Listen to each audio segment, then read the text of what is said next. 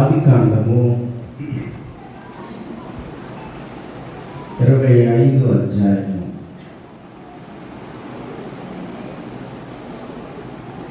21వ వచనాన్ని చదువుకుందాం. ఇస్సాకు భార్య గొడ్రాలు కనుక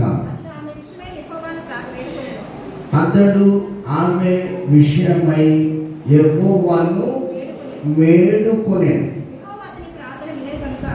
దేవుడు అతని ప్రార్థన వినెను కనుక అతని భార్య అయిన రిబ్కా గర్భవతి ఆయను అని దేవుని వాక్యం తెలియజేస్తుంది. అలాగే రెండవ వాక్యము కొరింథీ పత్రికలో ఉన్నటువంటి మాట మనం చదువుకున్నాం. 12వ అధ్యాయంలో మొదటి వాక్యం, మరియు సహోదరులారా ఆత్మ సంబంధమైన వరములను గూర్చి మీకు తెలియకుండా మాకు ఇష్టం లేదు. అలాగే ఇక్కడ మరొక వాక్యాన్ని మళ్ళీ చూస్తున్నాం.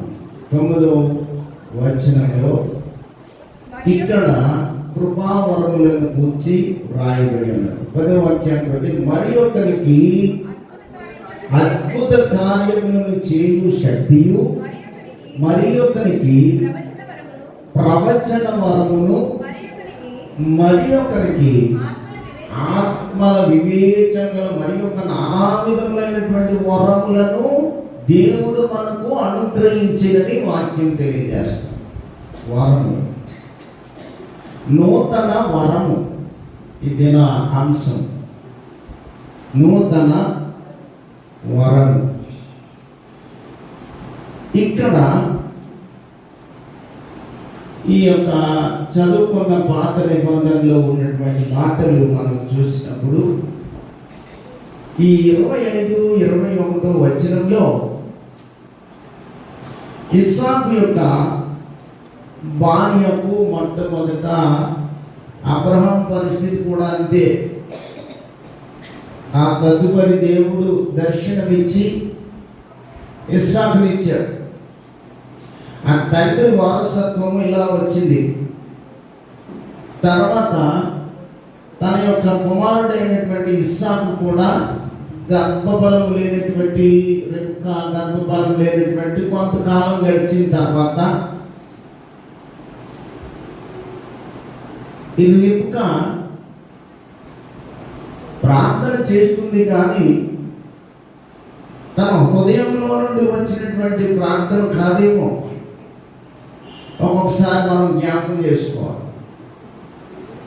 భర్త ప్రార్థన చేస్తే దేవుడు ఒక్కొక్క పర్యాయం అంగీకరించడు.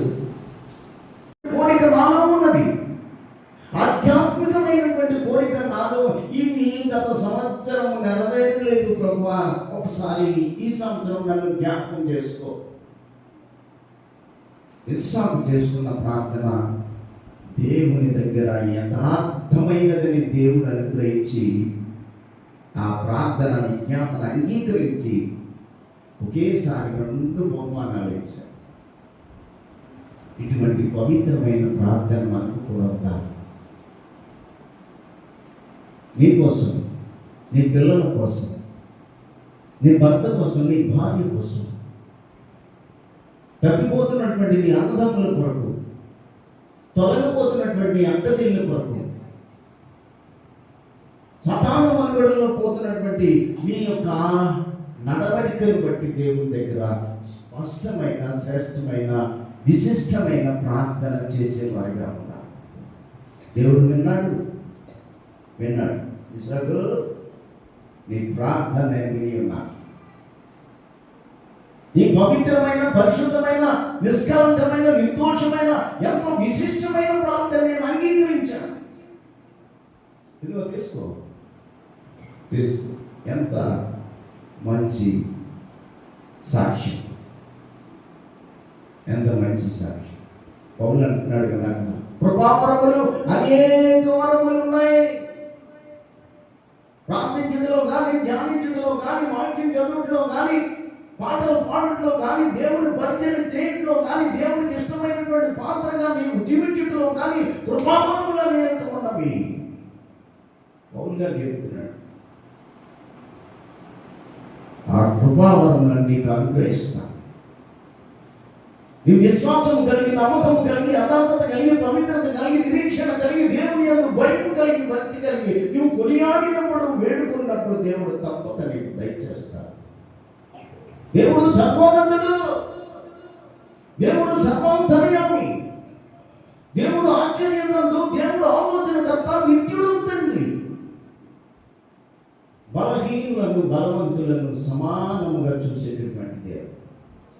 నీ హృదయంలో ఉన్నటువంటి కోరిక పవిత్రమైనది అయినప్పుడు నీ మనస్సు పవిత్రంగా ఉండాలి, నీ హృదయం పవిత్రంగా ఉండాలి, నీ అంతరంగం పవిత్రంగా ఉంది. ప్రభువు నాకు కావలసిన దాన్ని నువ్వు అనుగ్రహిస్తున్నావు కనుక నేను విశ్వాసంతో నేను ఇక్కడ మోకరిస్తున్నాను అన్నా ప్రార్థన చేయలేదా?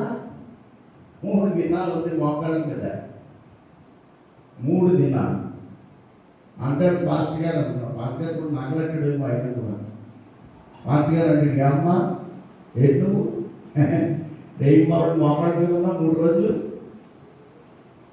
ఏమన్నా దాంట్లో రసం కొద్దిగా తీసుకుని వచ్చావా? మా ఊడు ఉండేవాడు ఒకడు, ఏమయ్యా ఏంటి రోజు అలా తాగుతున్నా? అది బాబు ఏది బాబు పుట్టాడు కదండి, అది కాస్ట్ అంతా కాస్ట్ ఎంత బాగా చెప్పుకోడు నాకు, కాస్ట్ అంతా అను. సరేలే అని చెప్పి ఆ తర్వాత మరోసారి కనిపించాడు. సరే మరోసారి కనిపెడితే జనవరి 1 కదండి అయ్యాడు.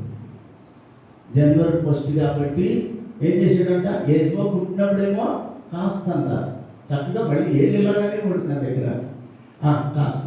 తర్వాత జనవరి 1కి కాస్తంత గుడ్ ఫ్రైడే వచ్చింది. ఏమైనా ఇప్పుడు కూడా వేసుకొని తెచ్చిపోయాడు. నువ్వు అలా చేస్తే ఎలాగా? నువ్వు అలా చేస్తే ఎలాగా? యేసు ప్రభు శిలువ మీద నీ కొరకు నా కొరకు మరణించాడు, నీ పాపం కొరకు నా పాపం కొరకు. ఇగో ఇలాంటి పాపాల కొరకే ప్రభు మరి నీ కొరకు నా కొరకు ప్రాణం పెట్టాడు. ఏంటయ్యా ఇది? ఏంటి తట్టుకోలేకపోతున్నాను అయ్యాడు. ఏంటి ఇది తట్టుకోలేకపోతున్నాడంట? యేసు ప్రభు శిలువలో చచ్చిపోతుంటే ఇది తట్టుకోలేకపోతున్నాడు. వీడు అయ్యారు తట్టుకోలేక ఎంత అమ్మ ఈ 3 ఏళ్ళు చక్కగా పెట్టి ఎంత సుక్క సర్లే అని చెప్పి అనుకుంటే ఆదివారం ప్రార్థనకు వచ్చి గేట్ అవతల నిలబడ్డాడు. లోపల రాలేదు పాపం, భయపడి మంచుడే బయట నిలబడింది. ఆమె ఏంటి దాని లోపల రాను లేదే కదా. యేసు ప్రభు శిలువలో మరణించి లేచిపోయాడు కాబట్టి ఆ మాత్రం చూసారా? నిజమే, మనకు అనేకమైనటువంటి ఇబ్బందుల చేత, ఇక్కట్టుల చేత వాడికి ఆ ఇబ్బంది ఉంది, వాడికి ఆ ఇక్కట్టు ఉంది, వాడికి ఆ ఇరుకు ఉంది. మనం కూడా ఉన్నాయి కొన్ని ఇరుకులు నీకు ఉన్నాయి, నాకు ఉన్నాయి. వాటిని బట్టి మనం బలహీనం అయిపోకూడదు. వాటిని బట్టి నీకు ఉన్నటువంటి ఆత్మీయ జీవితాన్ని నశింప చేయకూడదు, ఆధ్యాత్మికమైన జీవితాన్ని పొందనీయకూడదు. అందుకని ఇస్సాకు అడుగుతున్నాడు, ప్రభువా ఒక్క కోరిక, నా భార్య ప్రార్థన నువ్వు అంగీకరించుకోవచ్చు. ఆత్మడు చెప్పుకున్నా మనం ఏం చేస్తామండి? ఏం చేస్తాం? స్త్రీల గురించే చెప్పుకుంటాం, స్త్రీల ప్రార్థన చెప్తాం. స్త్రీలు ఇలా చేశారు, అలా చేశారు, అన్న అలా చేసింది, దెబోరా ఇలా చేసింది, మిరియాం ఇలా చేసింది, ఎస్తేరం ఎలా చేసింది, ఎలిజబెత్ ఎలా చేసింది, మరియమ్మ ఎలా చేసింది, అలా చేశారని ఆత్మడు మీ గురించి. కానీ ఇక్కడ మగోళ్ళ గురించి ఆలోచించాలి.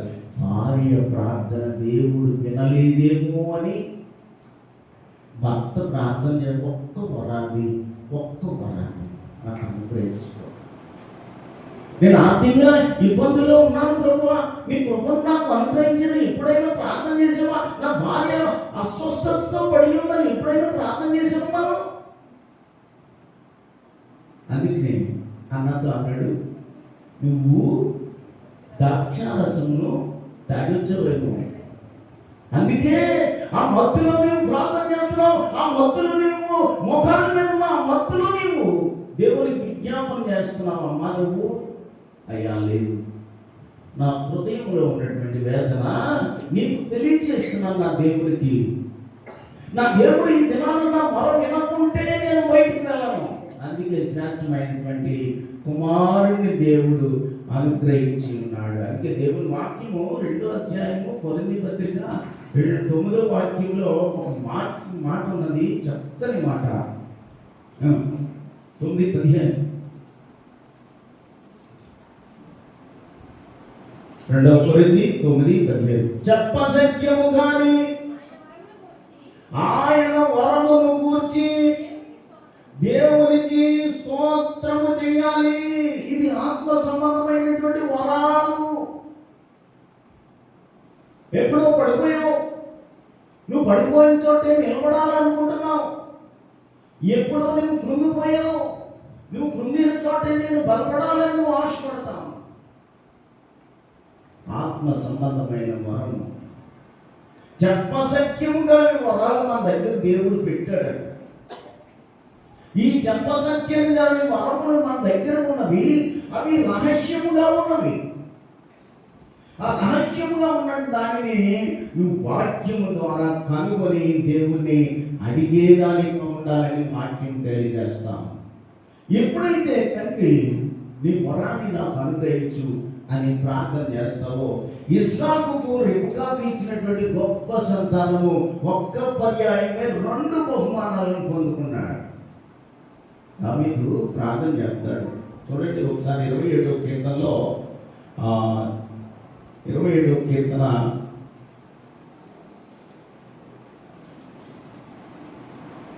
4వ వచనం, యెహోవా వద్ద ఒక వరం అడిగి తిని దానిని నేను వెదకుచున్నాను. అంటే దావీదు ఏం చేస్తున్నాడు? ఒక వరాన్ని అడిగాడు. ఇక్కడ అబ్రహాము ఏ రీతిగా అడిగాడు? అప్పుడు 89 ఆ ప్రాంతంలో వయసాడి అబ్రహాంది సారాంలో. అప్పుడు నీకు సంతానం ఇస్తున్నాను, నీకు బిడ్డలు ఇస్తున్నాను అంటే అదేం చేసింది? పర్ణశాలలో ఉండి నవ్వింది. ఏంటి ఈ వయసులో నేను కుమారుని పొందునా? ఈ వయసులో నీ కార్యం జరుగుతున్నా? ఈ వయసులో నేను ఆధ్యాత్మికమైనటువంటి బహుమానాన్ని నేను పొందుకుంటానని ఆమె ఎంతగానో నవ్వింది. అబ్రహాము విశ్వాసం గలవాడు. అందుకే ఆయనకు ఉన్నటువంటి మంచి పేరు ఒకటి ఎప్పటికీ, విశ్వాసులకు తండ్రి. నాకు మంచి పేరు వస్తుంది. అదే రీతి తండ్రి మాటలో ఇస్సాకు ప్రార్థన చేస్తాడు. దావీదు ప్రార్థన చేస్తాడు. ఇక్కడ తండ్రి ఒక కృపావరము నాకు అనుగ్రహించు, ఒక వరం అడగాలని నేను ప్రయాసపడుతున్నాను, ఆ వరాన్ని నేను వెతుకుతున్నాను తండ్రి. ఏమని అడిగాడు? ఈ రాజు మీద కూర్చున్నాడు, గొర్రెలు మేపుతున్నాడు. ప్రభువా, ఆ రాజు ఆ భవనంలో నేను ప్రవేశించాను, ఆ వరాన్ని నాకు ఏంటి? గొర్రెలు పశువులు మేపేవాడు రాజభవనంలోకి వెళ్ళి రాజు అవ్వాలట. సాధ్యమా? సాధ్యమే. అదే దేవుని వరం, అదే దేవుని కోరిక. కాబట్టి మొదటిగా మనము నూతన కోరిక. ఈ నూతన కోరికలో అడగవలసింది నూతన రక్షణ వరం అనేటువంటిది మనం అడగాలి. ఈ నూతన వరాన్ని మనం అడగాలి. ఇంతవరకు ఎలా ఉన్నానో నాకైతే తెలియదు. ఇదిగో నేను ఈ గత కాలం అంతా కూడా నేను దూరంగా తిరిగాను, ఇదిగో ఇప్పుడు వచ్చాను, నాకు రక్షణ అనుగ్రహించు ప్రభువా, నన్ను కనుగరించు, నన్ను అభిషేకించు తండ్రి, మీ యొక్క ఆత్మీయమైనటువంటి శ్రేష్టమైనటువంటి ఫలాన్ని నాకు అనుగ్రహించు ప్రభువాని రక్షణ వరాన్ని మనం అడగాలి. నూతన సంవత్సరంలో నూతనమైనటువంటి జీవితాన్ని, నూతనమైనటువంటి ప్రవర్తన, నూతనమైనటువంటి క్రియలు, నూతనమైనటువంటి నడవడిక, నూతనమైనటువంటి మాట మాదిరికరం యేసుక్రీస్తుకు మాదిరిగా నేను బ్రతకాలని ఆశపడుతున్నాను తండ్రి అని మనం యాకోబు పత్రిక 1వ అధ్యాయంలో కూడా ఈ మాట రాయబడి ఉన్నది. యాకోబు పత్రిక 1వ అధ్యాయము 17వ వచనంలో దేవుని మాట మనం చూసినప్పుడు శ్రేష్టమైన ప్రతి ఈవియు సంపూర్ణమైన ప్రతి వరమును పరలోక సంబంధమైనది, జ్యోతిర్మయుడగు తండ్రి తన యొద్ద నుండి నీ దగ్గరికి పంపిస్తాడు. పిల్లల కొరకు ప్రార్థన చేస్తావు, ఉద్యోగం కొరకు ప్రార్థన చేస్తావు. ప్రార్థన చేస్తే అది ఫలించకపోవచ్చు, మరొకసారి ప్రయత్నం చేయాలి. అంటే అంటాడు జ్యోతిర్మయుడు దేవుని దగ్గర నువ్వు అడిగే వరాలు దాగి ఉన్నాయి. ఎంత మంచి మాట. జ్యోతిర్మయుడు ఆత్మ సంబంధమైన వరములు, శరీర సంబంధమైన వరములు, ఆధ్యాత్మికమైనటువంటి వరములు, లోక సంబంధమైన వరములు, ఆర్థికమైన వరములు, శారీరకమైన వరములు, ఈ అంతరంగ వ్యక్తిగతమైనటువంటి వరాలన్నీ జ్యోతిర్మయుడు దేవుని దగ్గర దాగి ఉన్న వాటిని మనం తప్పాలి. ప్రార్థన అనే గుణకం ద్వారా, ప్రార్థన అనేటువంటి ఆయుధం ద్వారా నీవు చదివినప్పుడు నువ్వు ఆరోగ్యాన్ని పొందుకుంటావు, జ్ఞానాన్ని పొందుకుంటావు, ఐశ్వర్యాన్ని పొందుకుంటాం. దేవునికి అపూర్వమైనటువంటి స్థితిలో మనం దేవుణ్ణి అడగాలి. ఒకసారి బండి మీద వెళ్తాం, మేము పాస్టర్గా నేను వెళ్తా ఉంటే ఒక అబ్బాయి వచ్చి మాకు పెట్రోల్ కోసం నేను ఆగాను. అతనికి నేను ఎక్కడో ద్రాక్షారాన్ని ప్రార్థన చేశానట. ద్రాక్షారంలో ప్రార్థన చేస్తే ఆయన అక్కడికి వచ్చాడు, మన చర్చికి వచ్చాడు, వేరే చర్చికి వచ్చి ప్రార్థన చేయించుకున్న తర్వాత వెళ్ళిపోయాడు. మనం మర్చిపోతాం కదా, మటుకు మీరు ఉన్నారనుకోండి దగ్గర, ఎవరంటే అందరి పేర్లు ధన చెప్పేస్తాను. ఒకసారి దూరం అయిపోయారు అనుకోండి, మనకి ఎలా తెలుస్తుంది తెలియదు. అందుకే మేము మర్చిపోయాం. పెట్రోల్ కొట్టిద్దామని ఆ పక్కన ఆగాడు. వచ్చి వీళ్ళిద్దరితో పాటు ట్యాంక్ మీద ఒక పిల్లోడు ఉన్నాడు. దగ్గరకు వచ్చి, అయ్యారు మీరు ఆ పాస్టర్ గారు కదండి అని. ఏ పాస్టర్ గారు? ఆ పాస్టర్లో చాలా రకాలు ఉన్నారు కదా, అందరూ మంచివాళ్ళు ఉంటారు కనుక నేను ఆ పాస్టర్ గారినే అన్నాను. సరే దగ్గర ఏంటి విషయం అంటే, ఒకసారి మేమిద్దరం వచ్చాం, అప్పుడు మాకు పిల్లలు ప్రార్థన చేశారు. ట్యాంక్ మీద ఉన్నవాడు వచ్చాడు, మీరు ప్రార్థన చేసినప్పుడు శ్రేష్టమైన కుమారుని దేవుడు ఇచ్చాడండి అంటే అలాగా అని చెప్పి నేను ఆశ్చర్యపోయాను. ఆయన చక్కగా ట్యాంక్ మీద వచ్చి చాలా బోధిస్తున్నాడు. సరే అనుకున్నాను. సరే తర్వాత అంటాడు, ఏడు పాస్టర్ గారు ఇక్కడ ఉన్నారు అని. ఎక్కడ ఉన్నారు ఎందుకు అని అంటే, మండపేటలో ఆగారు, నేను పెట్రోల్ పంప్ ఇలా ఆయిల్ కొట్టినాను. వెంటనే దిగిపోయాడు. అతని సంతోషాన్ని అంత ఇంత కాదు, ఎంత సంతోషం అంటే ఎంతో ప్రార్థన చేశాడు, ఎన్నో చోట్ల తిరిగాడు, ఆఖరికి నాటు వైద్యం కూడా వేయించాడు పిల్లల కోసం. ఎన్నో చేసి విసిగిపోయాడు. దేవుని అద్భుతం జరిగింది. ట్యాంక్ మీద పడుకున్నాడు, ట్యాంక్లో ఆయిల్ కొట్టించాడు నాకు. ఇది అన్నంతలేదు నా బండెట్కి వెళ్ళి, మీరు ఎక్కడే ఉన్నట్టు నేను నడిపించగలుగుతా, నేను తీసుకెళ్ళి ట్యాంక్ మీద ఇడే ఉన్నాడు, కానీ నా ట్యాంక్లో ఆయిల్ కొట్టించి మీరు వెళ్ళండి అని చెప్పి. ఒక్కొక్కసారి దేవుని వరాలు ఆ రీతిగా ఉంటాయి.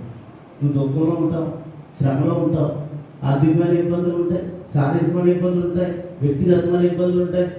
ఒక్కసారి ఇస్సాకు చేసిన ప్రార్థన రెబ్కా వినలేదేమో, రెబ్కా ఇంకా నా యాభై ప్రార్థనలు వినలేదా? నేను చేస్తున్నాను. కాబట్టి ఈ రక్షణ వరం అనేటువంటిది చాలా ప్రాముఖ్యమైనది. అందుకనే చూడండి, ఒక మాట కీర్తనకారుడు రాస్తాడు కదా, కీర్తనకారుడు 119:56 ఆ మాట మనం చూస్తే, నీ ఉపదేశమును అనుసరించి నడుచుకొనిచున్నాను.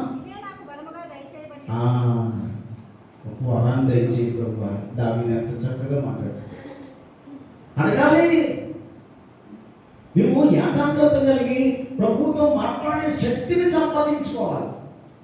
ప్రభువా, నేను నలిగిపోతున్నాను, నా భార్య నలిగిపోతుంది, నా బిడ్డలు నలిగిపోతున్నా, యవనస్తులకి తెలివి లేదు, జ్ఞానం లేదు, వివేకం లేదు, ప్రజ్ఞ లేదు. యవనస్తులకి ఏదో చదువుతున్నాను కానీ ఈ చెవిని బట్టి ఆ చెవిని వింటున్నాను కానీ వాక్యం ఈ చెవి నుంచి ఆ చెవికి వెళ్ళిపోతా ఉంది. నాలో నీ ఉపదేశం పనిచేయట్లేదు ప్రభువా, పనిచేయట్లేదు. చాలా ఎక్కువగా బలహీనం నేను.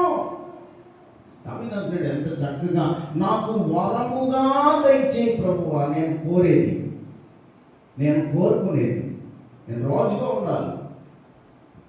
పాలేరుగా ఉన్నాడు ఈయన, పశువుశాలలో ఉన్నట్టుగా, యేసు ప్రభు ఉన్నట్టుగానే ఆ గొర్రెలు మేపుతున్నాడు, ఆ గేదెలు మేపుతున్నాడు, ఆ పశువులు మేపుతున్నాడు, గట్లో పడుకుంటాడు, గట్లో తింటున్నాడు, గట్లో తాగుతున్నాడు నీళ్ళు. ఒకేసారి దేవుని అడిగాడు, ప్రభువా ఒక రాజును అవ్వాలని. ఏది లేదు. దేవుని యొక్క లోక సంబంధమైన వరాలు, శరీర సంబంధమైన వరములు, ఆధ్యాత్మికమైనటువంటి వరములు, వ్యక్తిగతమైనటువంటి వరం, నీ పిల్లల కోసమైనా, నీకైనా, నీ యొక్క భార్య కోసమైనా దేవుడిని అడిగేటటువంటి వారిగా ఉండాలి. అప్పుడు దేవుడు నీకు ప్రసాదిస్తాడు. ఏ కోరిక? ఇదే నా కోరిక తండ్రి. ఏదైతే నీకు తక్కువగా ఉందో, ఒకవేళ ఆరోగ్యం తక్కువగా ఉందా, ఒకవేళ జ్ఞానం తక్కువగా ఉందా, ఒకవేళ ఆర్థికంగా తక్కువగా ఉన్నావా, శారీరకంగా బలహీనంగా ఉన్నావా, వ్యక్తిగతంగా బలహీనంగా ఉన్నావా, నేను నలుగురిలో తిరగలేకపోతున్నాను తండ్రి, ఎందుకు నాకు ఈ జీవితం అని ఒక్కొక్కసారి మనల్ని అనుకుంటూ ఉంటాం. కానీ దేవుడు అంటున్నాడు, నన్ను అడుగు, కృపావరములు నా దగ్గర ఉన్నాయి, కృపావరం అని ప్రభు తెలియజేస్తాం. కాబట్టి దేవుని ఇంకొక వాక్యాన్ని చదువుకుందాము. ఇంకో వాక్యాన్ని చదువుతాం. చూడండి ఒకసారి, 1 కొరింథీ పత్రిక 15:3. నాకు ఇవ్వబడిన ఉపదేశము మొదట మీకు అప్పగించింది. అది ఏమనగా, లేఖనముల ప్రకారము క్రీస్తు మన పాపముల నిమిత్తము మృతి పొందెను, సమాధి చేయబడెను, లేఖనముల ప్రకారము 3వ దినమున లేపబడెను. 3 విషయాలు, 4 విషయాలు దాచబడి ఉన్నాయి అందులో. 4 విషయాలు ఏమిటి? క్రీస్తు మన పాపముల నిమిత్తము మృతి పొందెను, 1. రెండవది సమాధి చేయబడెను, 2. 3 లేఖనముల ప్రకారము, 4. 3వ దినమున లేచెను. ఎందుకు అంటే ప్రభువు మన పాపముల కొరకు దేవుడు తన కుమారునిగా ఈ లోకానికి వచ్చి ఆయన మరణించి తిరిగి లేచి ఉన్నటువంటి ఆ మాటను తెలియజేస్తాను. రక్షణ వరాన్ని మనం కోరుకోవాలి. తండ్రి, నూతన రక్షణ నాకు అనుగ్రహించు, నూతన ఉపదేశాన్ని నాకు అనుగ్రహించు. ఎప్పటికప్పుడు దేవుడు వాక్యం కొత్తగా కనబడాలని అడగాలంట దేవుడు. నేను అలాగే అడుగుతాను. పోయిన ఆదివారానికి ఈ ఆదివారానికి ఎంత మాత్రం లింక్ ఉండకూడదు, అవగాహన లింక్ ఉండకూడదు. అలా చెప్పాలి. వాక్యం చెప్తే అలా మాట్లాడాలి. మాట్లాడింది మాట్లాడాడమ్మా మా సోదమ్మ మాట్లాడాలని కాదు, కానీ దేవునితో ఉపదేశము, శ్రేష్టమైన ఉపదేశాన్ని అడగాలని వాక్యమే తెలియజేస్తూ ఉంది. అందుకనే దేవుల్లో మొదటిది రక్షణ, నూతన రక్షణ అడగాలి. 2 నూతన రక్షణ, నూతన ఉపదేశం. దేవుని వాక్యం కొత్తగా ఉండాలని అడగాలట. దావీదు అదే అడుగుతున్నాడు, ప్రభువా నేను చదివే కొద్దీ కొత్త మార్గం కావాలి, నాకు చదివే కొద్దీ శ్రేష్టమైనటువంటి విషయాలు నాకు చెవిన పడాలి అని అడిగేవారుగా ఉండాలి. ఇక చివరిగా ఒకటే చెప్పి ముగిస్తాను. 3 విషయాలు మీకు చెప్పాను. ఈ దిన అంశము నూతన కోరిక, గత వారము నూతన సహవాసము, ఈ వారము నూతనమైన కోరికలు మీలో ఉండాలి. ఆయుష్, సంపూర్ణ ఆయుష్ నాకు అనుగ్రహించు ప్రభు అని 21 కీర్తన 4వ వచనం. 21 కీర్తన 4వ వచనం చూడండి. ఆయుష్ ఏమని అతడు చూసిన వరము, వరం అనే మాటనే మనం చూస్తున్నాం ప్రత్యేకంగా. వరము అంటే కోరిక. ఆయన అంటాడు, నేను ఎక్కడో చర్చిలో ఒక ఇన్స్ట్రుమెంట్ ఉందంట, చూడండి ఆ ఇన్స్ట్రుమెంట్ ఉంది, హార్మోనియం పాడైపోయింది, ఎవరు లేదు, వీధిలో పెట్టాడు, అమ్మేద్దామని. ఎందుకులే అమ్మేద్దాం. సంగీతం అంటే ఆయన వరం. ఆయన వచ్చాడు, ఇదేంటి అమ్మేస్తున్నారా? అవును అమ్మేస్తున్నారు, ఎందుకు పనికిరాదు కదా, దాన్ని నేను ఒకసారి నాకు ఇవ్వండి. అతనికి వాయించే వరం. ఒక్కసారి ఆ పాతపడినటువంటి ఆ హార్మోనియం నాకు ఇవ్వండి. ఆ పాడైపోయినటువంటి ఆ జీవితాన్ని రక్షించడానికి ప్రభు ఈ లోకానికి వచ్చినట్టుగా ఆ పాడైపోయిన హార్మోనియంలో ఎన్ని స్వరములు దాగి ఉన్నావో, ఎన్ని మర్మములు దాగి ఉన్నావో, ఎంత సౌందర్యము, ఎంత విరసము దాగి ఉన్నదో నేను వాయించి చూపిస్తాను అన్నమాట. పెద్ద ఆయన వచ్చి పాడైపోయిన హార్మోనియాన్ని వాయించి చూడగా కొన్ని స్వరాలు అందులో కలుగుతున్నాయి. ఇందుకు నిజమే, నా జీవితం పాడైపోయింది, నా బ్రతుకు పాడైపోయింది, నా కుటుంబం పాడైపోయింది, నేను ఇంతకాలం అయింది, ఇన్ని ఏళ్ళయింది, ఈ జీవితంలో స్థిరత్వం లేదు, వ్యక్తిత్వం అంత పాడైపోయింది. దేవుడు వాయిస్తే నూతనమైన ఆయుధంగా మారిపోతాడు. అందుకనే దేని వల్ల నువ్వు పాడిపోతున్నావో, దేని వల్ల నువ్వు కృంగిపోతున్నావో, దేని వల్ల మనశ్శాంతి లేకుండా పోతుందో దానిని ఒక వరముగా ఎంచుకుని దేవుడు అడగాలి. నేటి మెసేజ్ కూడా అంతే. ఈ నూతన సంవత్సరంలో నీ జ్ఞానం లేదనుకుంటా, యవనస్తురాలుగా చిన్నబిడ్డగా నువ్వు చదువుకుంటున్నావు కాబట్టి జ్ఞానం లేదు. అదే అడుగు దేవుడిని. శారీరకంగా ఆరోగ్యం లేదు, అదే అడుగు. ఆర్థికంగా డబ్బు లేదు, ఏదైతే అడుగుతామో. అందుకనే ఇస్సాకు అడిగాడు, నా భార్య కంటే నేను ముందు ప్రార్థన చేశాను. బహుమానం చూసింది, భర్తతో చెప్పింది, అబ్బో నువ్వు చేసిన ప్రార్థనకు ప్రతిగా నా గర్భంలో 2 కృపావరములు ఉన్నవి. 2 కృపావరములు. ఆ 2 కృపావరములు ఈ పక్క ఆ పక్క సంచరిస్తున్నారని సమాధానం వచ్చింది. నీ ప్రార్థన దేవుడు విన్నాడు, నాకు బహుమానాన్ని ఇచ్చాడు. ఇదే భార్య కొరకు బిడ్డలు, భర్తలు ప్రార్థన చేయాలి. అలాగే భర్తల కొరకు భార్య పిల్లలు ప్రార్థన చేయాలి, పిల్లల కొరకు చేయాలి. ఏదైతే పొదువుగా ఉన్నదో దానిని అడిగేవాడుగా ఉండాలి. అందుకే అంటాడు, ఆయుష్ ఇమ్మని అతడు నిన్ను వరమడుగగా నీవు దానిని అతనికి అనుగ్రహించి ఉన్నావు. సదాకాలము నీవు దీర్ఘాయువు నీవు దయచేసి ఉన్నావు. ఒక్కొక్కసారి బలహీనం అవుతాం, శారీరకంగా బలహీనం అయిపోతూ ఉంటాం. అలాంటప్పుడు ప్రభువా నా ప్రార్థన అంగీకరించండి, నా మనవి అంగీకరించి ప్రభువా, ఒకసారి నన్ను జ్ఞాపకం చేసుకుని తండ్రి అని దావీదు తెలియజేస్తా ఉన్నాడు. అటువంటి ప్రార్థన నీవు నేను చేసేవారుగా ఉండాలి, దేవుని చేత వరము పొందేవారుగా ఉండాలి. భక్తుడు యోబు గారు అంటాడు, యోబు గారు కూడా ఒక ఆయుష్ వరాన్ని అడుగుతాడు. ఆయన ఏంటి ఒక మాట మనం ఒకసారి వెళితే అది కనబడుతుంది. 14:5 యోబు గ్రంథము చూడండి ఒకసారి. నరుల ఆయుష్కాలము పరిమితి గలది, వారి నెలల సంఖ్య నీకు తెలిసే ఉన్నది. మించగాలని వయస్సు పరిమాణము నీవు వారికి నియమించి ఉన్నావు. దేవుడు ఎంతవరకు ఆయుష్ ఇచ్చాడో అంతవరకు దేవునితో పోరాటం చేయాలి. కుటుంబ విషయంలో, సంఘ విషయంలో, లోకపరమైన విషయాలు, నీకు కావలసినటువంటి ఏ యొక్క వరమైనప్పటికీ కూడా దేవునితో మీ ఆయుష్కాలం ఎవరికి తెలుసు? దేవుడు తెలుసు. ఒకడు 20 సంవత్సరాలే బతుకుతాడు, అది నాకు తెలుస్తుందా? నీకు తెలితే తెలియదు. ఒకడు 100 సంవత్సరాల దాకా బతుకుతాడన్న సంగతి కూడా ఆయనకు తెలుసు. ఎవరికి ఎక్కువ ఎంతవరకు ఆయుష్ ఇచ్చాడో అన్నీ కూడా దేవునికి తెలుసు. కాబట్టి నువ్వు వరమడగవలసింది దేవునితో. దేవుని అడిగి, దేవా మమ్మలను కనికరించుము, తండ్రి మమ్మలను కనికరించుము, నజరేతువాడా నన్ను కనికరించుము, దావీదు కుమారుడా నన్ను కనికరించమని నిత్యము ప్రార్థన చేసేవారుగా ఉండాలి అనేటువంటి సత్యాన్ని నేను తెలియజేస్తా ఉన్నాను.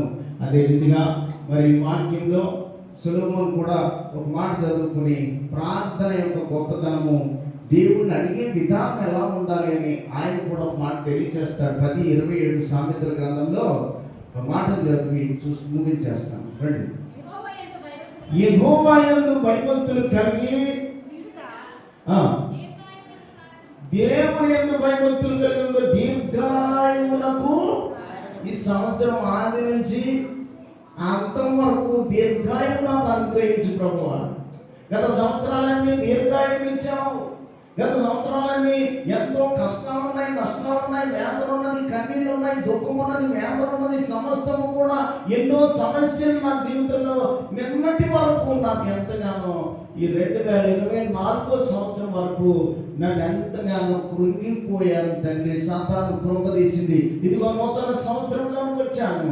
ఈ సంవత్సరంలో నీ యందు భయభక్తులు కలిగి ఉన్నాను కాబట్టి దీర్ఘాయువునకు మూల కారణముని నాకు అనుగ్రహించు ప్రభువా అని ప్రార్థన చేసే ఉంటారు. భక్తిహీనుల ఆయుష్ 27 భక్తిహీనుల ఆయుష్ తక్కువైపోవాలి. కాబట్టి ప్రార్థనలో ఉండాలా, వాక్యంలో ఉండాలా.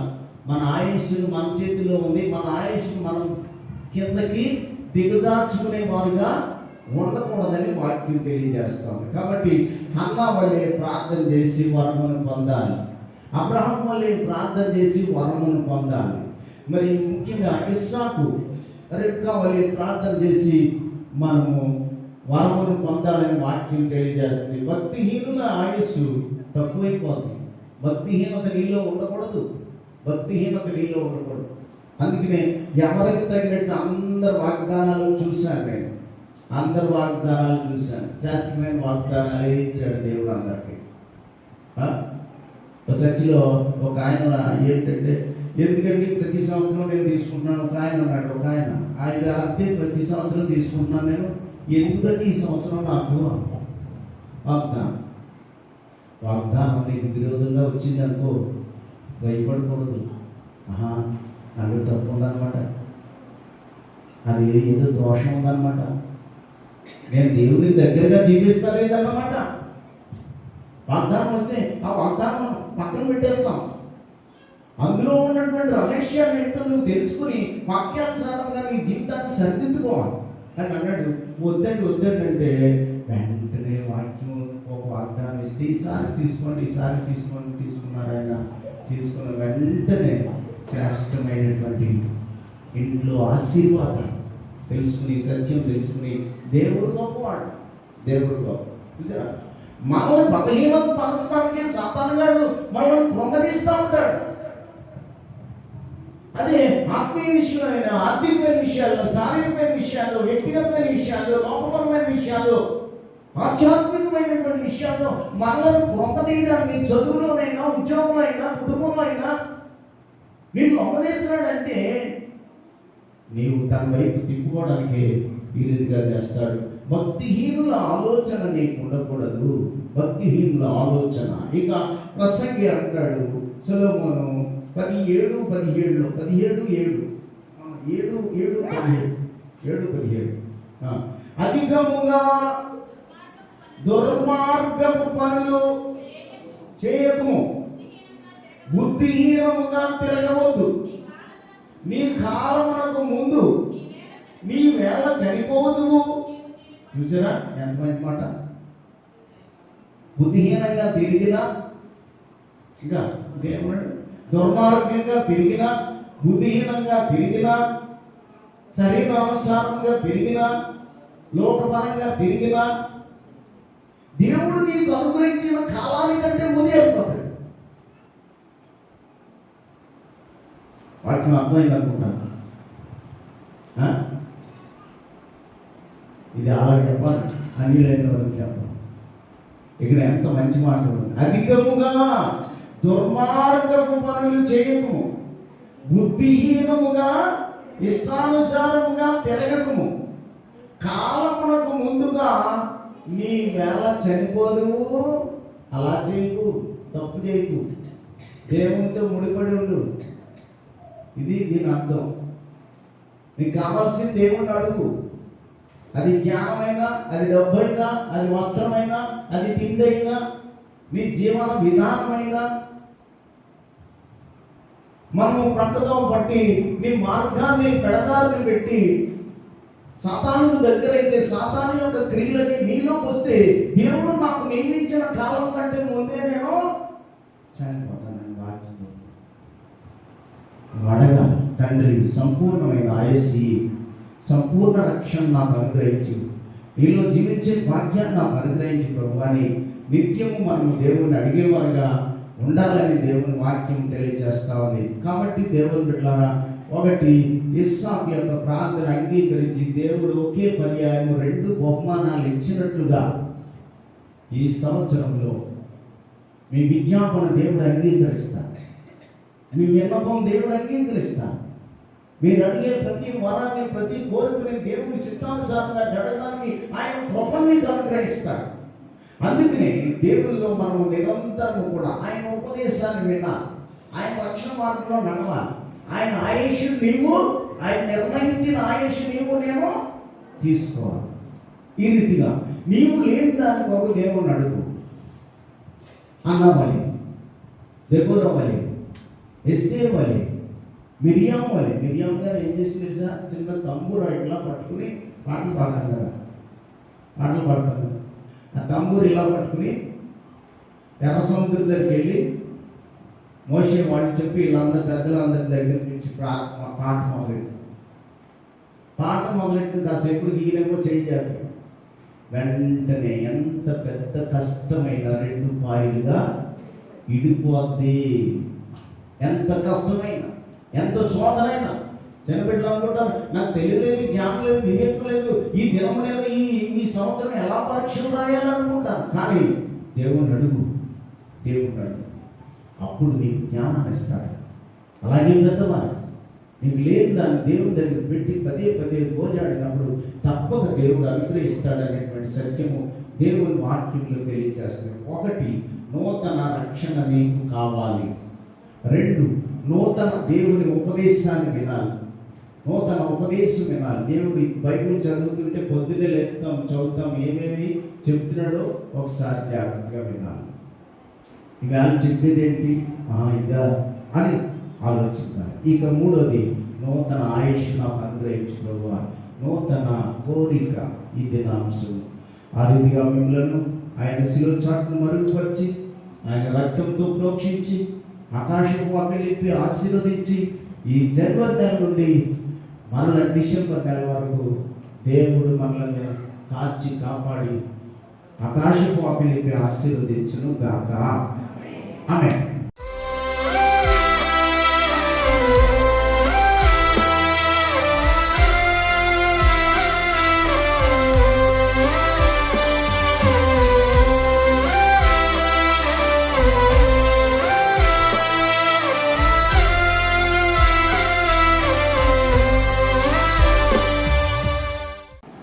నా సాక్ష్యం ఏంటంటే, పోయిన శనివారం నేను ఇంట్లో వంట చేసుకుంటున్నానండి. వంట చేసుకుంటూ 9 గంటల నుంచి కూడా దేవుని పాటలు పెట్టుకొని అక్కడ సెల్లో పెట్టుకొని నేను పాటలు పాడుకుంటూ వింటూ ఉన్నాను. 11:30 11:12 అయిందండి. వంట అయ్యింది. కూర స్టవ్ మీద పెట్టి సిమ్లో పెట్టి కూర్చున్నానండి. అయితే మా షేడ్ ఉంటుందండి, చాలా పైకి ఉంటుంది మా షేడ్. దాని మీద సామాన్లన్నీ పెట్టి ఉంచుతారనమాట. అయితే ఆ సామాన్లు మరి ఎప్పుడైనా జరిగినాయో ఏదో తెలియదు, నేనేమి కలపలేదు, చేయలేదు. ఈ సంవత్సరం అయితే ఏమి ముట్టుకోలేదు. పైన షేడ్ మీద ఉన్నది ఒక బకెట్ ఉన్నది. బకెట్లో 7 కేజీలు ఇనుప పెనం ఉన్నది. 8 కేజీలు రాగి బిందె ఉంది. తర్వాత దాంట్లో ఇంకా బాక్సులు వగేరే వగేరే అన్నీ కూడా అన్ని పెట్టి పైన ఉన్నాయండి. పైనుండి అలా ఉంచిన తర్వాత నేను డైనింగ్ టేబుల్ దగ్గర ఇలా కూర్చొని అలా చూస్తూ పాటలు వింటూ నేను ప్రార్థన చేసుకుంటున్నాను వంటగదిలో. ప్రభా 24 నుంచి ప్రభా నువ్వు ఎన్నో కష్టంలోంచి, దుఃఖంలోంచి, వేదనలోంచి, అవమానంలోంచి నన్ను తప్పించావు తండ్రి. ముఖ్యంగా ఏంటంటే నాకు వాగ్దానం ఒకటి వచ్చింది, ఆయన మిమ్మల్ని దుష్టత్వం నుంచి కాపాడును అని వాగ్దానం వచ్చింది. ప్రభా ఆ మాట అనుకొని ప్రార్థన చేసుకుంటున్నాను. చేసుకొని ప్రభా 2025లో నన్ను చూడటానికి అవకాశం ఇచ్చావు. మరి 2020లో నీ వాగ్దానం ప్రకారంగా నన్ను తప్పించిన వాడు నీవే, శ్రమ నుంచి విడిపించినవాడు నీవే కనుక నన్ను తప్పించి ప్రభా ప్రతి విషయంలో తప్పించాలని ప్రార్థన చేసుకుంటున్నాను. మళ్ళీ సమయంలో లేచి పాట ఆగిపోయింది.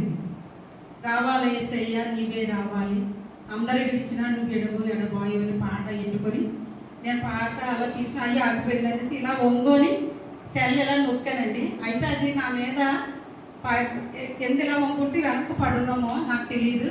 మళ్ళీ వెంటనే పెట్టేసి ఆ పాట పెట్టేసి మళ్ళీ ఇలా కూర్చున్నాను. డైరెక్టర్ దగ్గర కూర్చొని ప్రార్థన చేసుకుంటున్నాను. నువ్వే ఉన్నావు తండ్రి, ప్రతి విషయంలో కూడా కాచి కాపాడిన దేవుడు అని.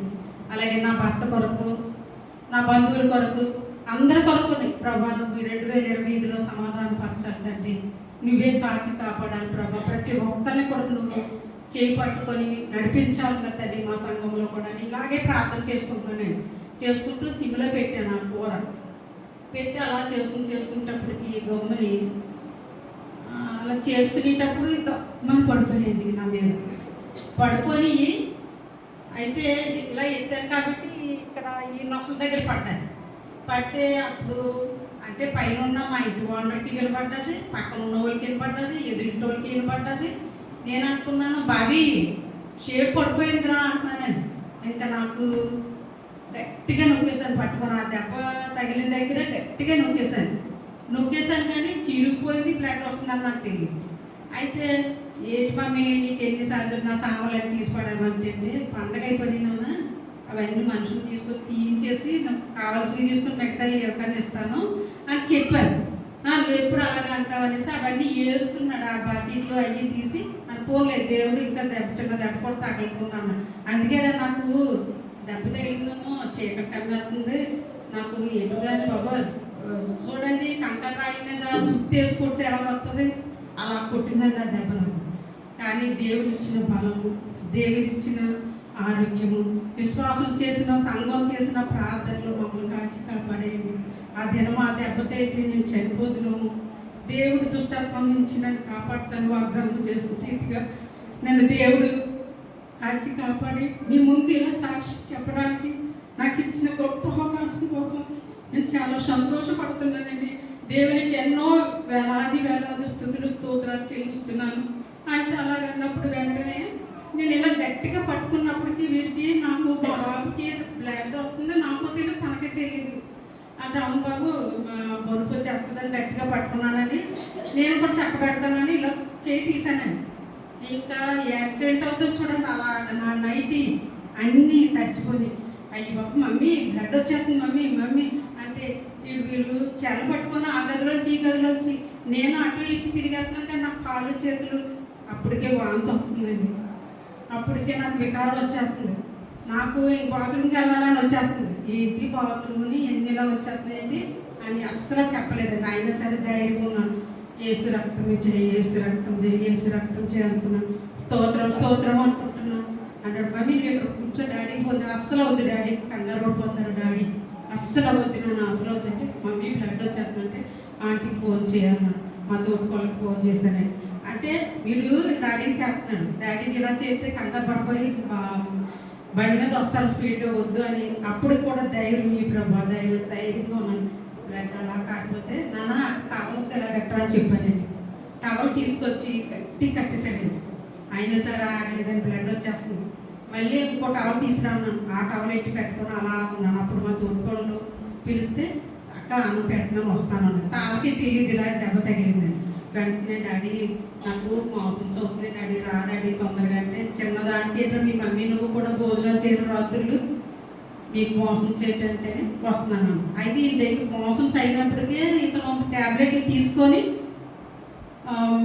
పార్క్ దగ్గర ఉన్నారట. డాడీ వస్తున్నామంటే ఎందుకు కంగారు పడుతున్నావు, అలాగ వచ్చేస్తానంటే డాడీ వస్తున్నారంటమ్మా కంగారు.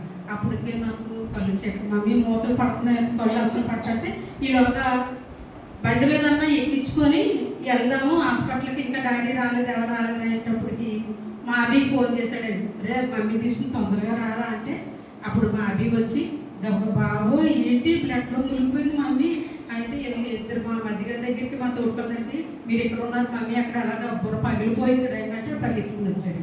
వచ్చేటప్పటికి మా పాపకి మా అల్లుడికి ఫోన్ చేసి కార్ తీసుకుని వచ్చారండి. కార్ తీసుకుని వస్తే కార్ మీద అలాగా నైట్ తీసేసి కవర్గా తుడిసేసుకొని మా తోడుకొని తుడిసేసుకొని తుడిసిన తర్వాత అప్పుడు ఆ చీర కట్టుకుని వెళ్ళిపోయాను. నాకు మధ్యలో ఏమనిపించిందంటే హాస్పిటల్కి మళ్ళీ ఏమన్నా నాతో కొంచెం భయం వేస్తుంది. అయినా సరే గబగబా గౌతమి హాస్పిటల్ తీసుకెళ్ళారు. గౌతమి హాస్పిటల్ తీసుకెళ్ళిపోతే అది నేను కుట్లు వేయాలన్నారండి. బాగా చీలిపోయిందమ్మా కుట్లు వేయాలంటే కుట్లు అయితే నేను మామూలుగా మానిపేసుకుంటాను, ట్యాబ్లెట్లు అవి తీసుకొస్తారంటే ఈయన అన్నాడు కుట్లు అయిపోతే లోపల గాలి వెళ్తే ఇన్ఫెక్షన్ వచ్చేస్తుంది అని అన్నాడు. అనేటప్పటికి అయితే కుట్లు కనపడకుండా వేస్తాను ప్రసన్న అనేసి కుట్లు కూడా కనపడకుండా వాటిలో కలిసిపోయేలాగా వేసారండి. అప్పుడు ఇంటికి వచ్చానండి. నిజంగా మా రక్త సముద్రులు అందరూ కూడా వచ్చారండి, భోజనాలతో సహా వాళ్ళే తెచ్చారండి. ఇప్పటి నిన్నటి వరకు కూడా వాళ్ళే తీసుకొచ్చారండి. నన్ను అంత ప్రేమగా చూస్తారు. అలాగే సంఘస్థులు పెద్దలు పాస్టర్ గారు పేరు పేరు కూడా కాదు కానీ అందరూ మా సంఘ స్త్రీలు అందరూ కూడా వచ్చి నాకు ప్రార్థన చేసి వెళ్ళారండి. వాళ్ళు నా కుటుంబ తరఫున అందరికీ కూడా నేను స్తోత్రాలు వందనాలు చెప్తున్నానండి. ఇదిగోండి ఇక మీదట దేవుడు ఇలాగా నడిపించినందుకు దేవాది దేవునికి ఎన్నో వందనాలు స్తుతులు స్తోత్రాలు చెల్లిస్తున్నాను. నా కొరకు నా కుటుంబం కొరకు నేను ఇంకా దేవుల్లో ఎగిలిపడి మరి తెల్లాజాములు వేసి ప్రార్థన చేసుకుంటున్నాను అండి. ఆ రీతికి అలాగే మా పాప కూడా 1 గంట రాత్రికి ఫోన్ చేసి మమ్మీ 3 గంటలు వేసి ప్రార్థన చేయి అలాగే మేము చేసుకుంటున్నాం అనేస్తున్నాం అండి. ఆ రీతిగా మేము నడవటానికి మీరందరూ మీరు అనుదినంలో ప్రార్థనలో మమ్మల్ని జ్ఞాపకం చేసుకోవాలని, ఈ సాక్ష్యంలో ఏదైనా తప్పులుంటే క్షమించమని దయతో మన్నించమని ఆయనకి వేలాది స్తుతులు స్తోత్రాలు చెల్లిస్తూ నా సాక్ష్యాన్ని ముగిస్తున్నాను.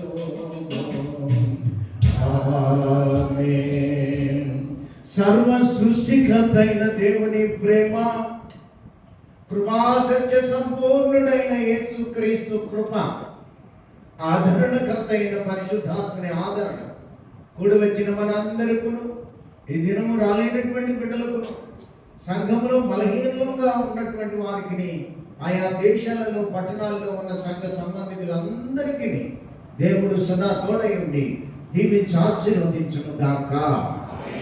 ఆశీర్వాదం